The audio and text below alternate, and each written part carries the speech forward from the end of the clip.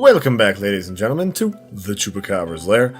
I am your host, Larry the Chupacabra, and today we're back for another delicious Android game called Candy Chomper, done up by a friend of mine, Mr. S&D Daniel, and he worked with the Pxl DJ Soundworks crew to make this game. And so, what is Candy Chomper? Well, your job is to navigate through a puzzle, chomping delicious candies that have different shapes and colors, limiting your jumping, chomping abilities to certain patterns. And, he kind of looks like that glob monster from not Plants vs. Aliens, that's a different thing. From Monsters vs. Aliens, and I really liked that movie. And it's a charming little creature. And so, we're gonna jump in here and start doing the stuff. So, hit the play button. So, we begin our adventures in the lovely, delicious candy world, and you'll see that our little glob monster is not as round as he used to be. Mr. Chompy, he's feeling a little bit unshapely at the moment, and here's essentially how these mechanics work. You either have to be the same shape or the same color as the candy you're going to eat. You can only move diagonally and you can only move side to side, up and down, no diagonals allowed, and you can jump great distances in the event that you can't just, eat something next to you.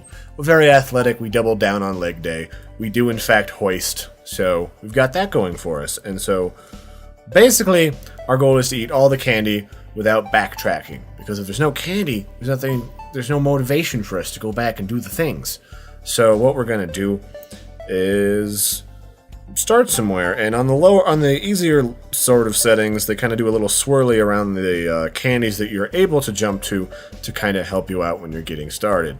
And so, how do I want to do this? I want to do this in some sort of a strange reverse order. So we're gonna grab this candy here on the right, and then now I'm red, and I could go down below me, but then I'd be leaving out my delectable blue friend, and if I tried to come at him from across the way from that red candy, I'd be both circular and red, and we just wouldn't be able to get it. We'd have to start over. So actually what I'm going to do is I'm going to get Mr. Blue now, and then I'm going to do a super leap, and now I'm red, and I can just munch this little red circular candy, and now I'm circular, and I can just munch all these other circular candy wrappers, and we're good.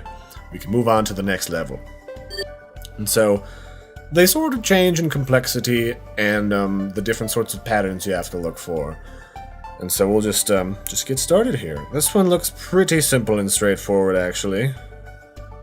Maybe, how do I want to do this? You know what, let's do this by going down, and then we'll go up and round, because we are just dancing around on these delicious floating platforms. We're all sorts of spicy. And I kind of like this game. It's simple, and obviously for the purposes of doing a review, I don't have to constantly concentrate, unlike, avoidance games where sometimes Larry can do the review for those and not flub it completely. Sometimes I have to just do a voiceover because, there's just some games where if I try to start analyzing it as I'm going through, I'll actually end up getting murdered and won't be able to properly showcase the game mechanics. It's kind of awkward, but it's very calm, it's very relaxing, and I dig it. So how do we want to do this? Well, I'm square, and I would really like... So first I'm going to just start by getting these delicious blocks, because once I'm round, I'll just finish off those other round candies. So I'm actually going to jump over top, and I can do this both ways. I'm actually just going to go over top and around to the right. This is one of those levels where there is no wrong answer because it's level, 3, and we're just getting started learning the game. So here we go. And so, as you get going into here, you start to notice some simple patterns. And you can jump over and then around, trying to avoid something that's very linear, like a circle or just straight across. If at all possible, seems to be a trend. But I like that. So, let's see. I guess we'll just start with this. And my eventual goal... How do I want to roll this? I'll go up top here on the left. And go across, because that's our only real option. And we've got to pay attention to this blue one here, the bottom in the middle, because it's going to be the most elusive because it's not in any direct pattern. So we'll grab this, grab that square, and since they're all squares, we're not too worried. We're going to jump across to the left, and then go back down the middle, so we make sure we get all of the delicious edibles. I presume we have a really highly active metabolism. If we don't continuously consume sugar, we will explode in a giant gelatinous mushroom cloud. And I don't know if you're familiar with gelatinous monsters, but they're not good for your lawn. And that's good for Scott's turf builder sales, but not so much for the homeowners in the area. So we've got to keep our little critter under control for at least a little while. Until, I don't know, monster control can come and take him off our hands so we can go fight aliens. And so, let's just jump down here. So I like how this game starts out. It's very simple, but it still offers you a challenge as you get started. And I like the sounds, the character's cute, he's got cute little animations to it, but it's not too complicated and there's not too much going on in the background where I'm more interested in what's going on in the background than in the foreground. And of course, when you're getting started, it gives these little swirlies to tell you what options you've got. How do I want to do this? I mean, it's one of those things where I've got a lot of options, so we'll just do this, and then,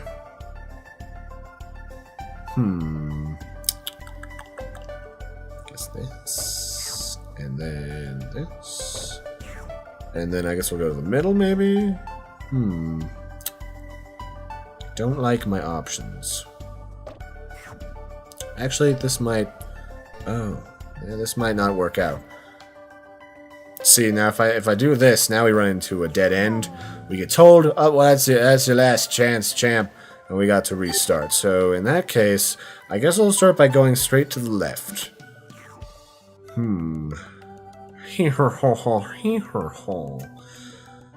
Yeah, okay. We'll swing around in the middle, and then we'll be blue, and then we can just grab the squares. That's not too bad. It's like a serpentine.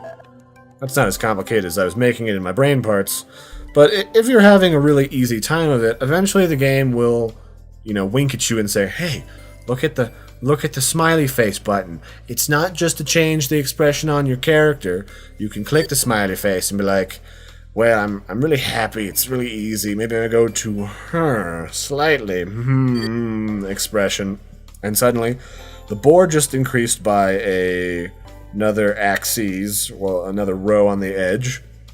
And now there's also another color to worry about. So, increases 2 components to our challenge so that we have a slightly greater complexity to keep us entertained in case that was way too easy, and it was.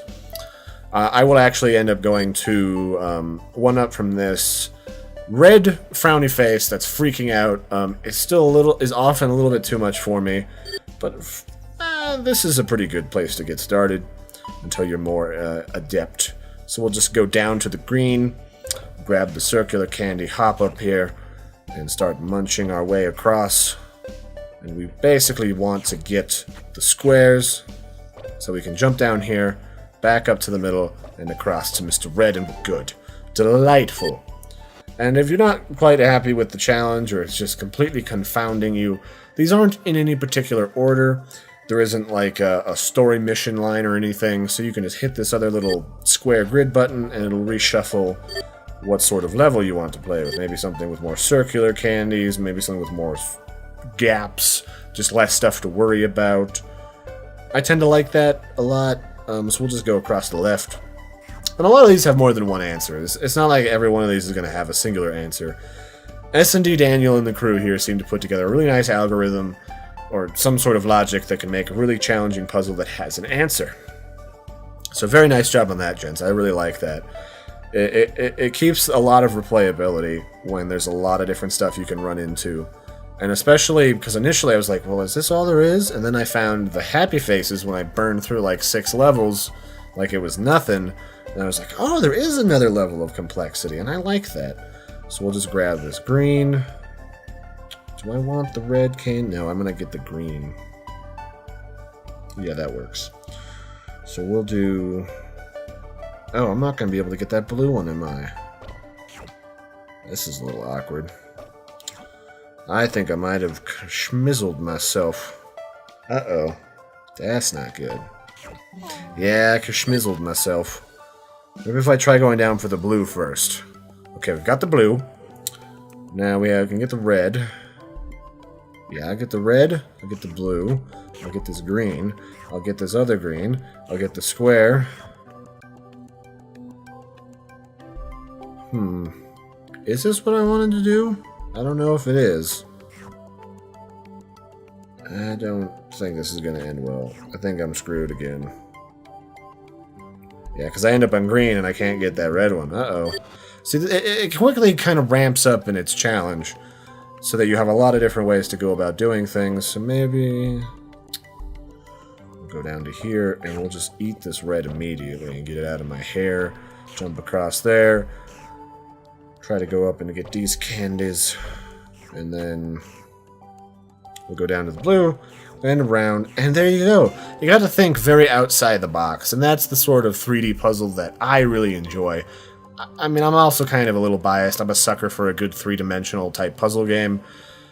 And so now we'll just jump into a slightly higher game mode. Let's go to Frowny. And so this is just overall a bigger map. It has a lot more complexity. There's another color in this mix along with green. So now there's green and gold. And if we went up to the highest level, there's also triangles that makes us look like a wizard hat if we eat them. I thought that was kind of cool. Shows a lot of dynamic in here.